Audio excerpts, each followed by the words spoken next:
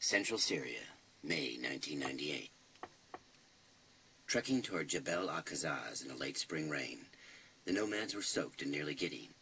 Behind them at lower elevations, the grass was already yellowing and withering, fodder not for flocks but for wildfires. Ahead, the mountain passes conceivably could still be obstructed by snow.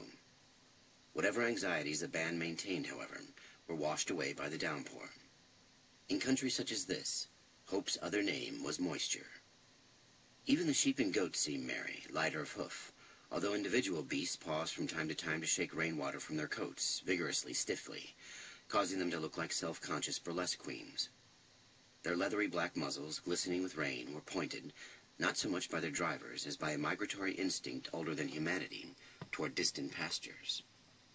Switters was one of 4 men: the Khan's eldest son, an experienced pathfinder, and himself, who traveled on horseback at the head of the procession.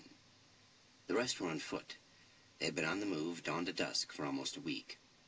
About 2 miles back, prior to beginning their gradual ascent, they had passed a large compound, an oasis, undoubtedly, completely surrounded by a high mud wall. The boughs of orchard trees rose above the wall, and the scent of orange blossoms boosted to a higher power the already intoxicating smell of the rain. From inside the compound, Switters thought he heard the wild, sugary shriek of girlish laughter. Several of the young men must have heard it too, for they turned their heads to stare wistfully at the remote estate. The band pressed on. That is what nomads do.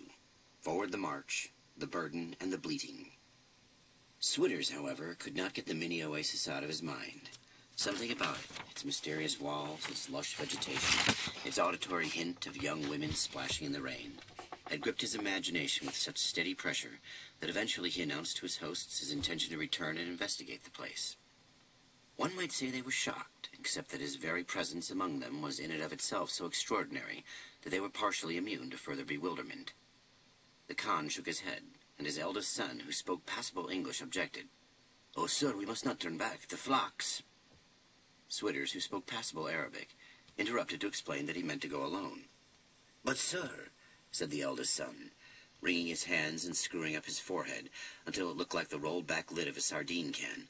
"The horse. We have only these 4, you see, and we—" "No, good buddy. Assure your papa I had no intention of galloping off with his fine nag. Now he can let his next eldest son hop up and take a load off his tootsies. But, sir, I'll just zip on back there in my starship, if you boys will be so good as to ready it for me." The Khan waved the procession to a halt.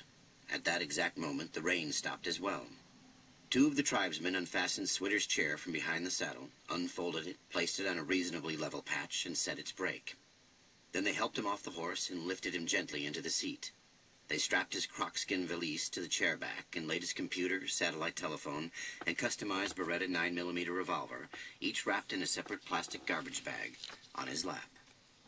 Elaborate farewells were exchanged, after which the nomads watched for many minutes in nothing short of awe, as Switters, laboriously, precariously, but singing all the while, maneuvered the rickety, hand-operated wheelchair over the brutal rocks and ensnaring sands of a landscape so harsh in its promise that a mere glimpse of it would propel a romantic poet to therapy or a developer to gin.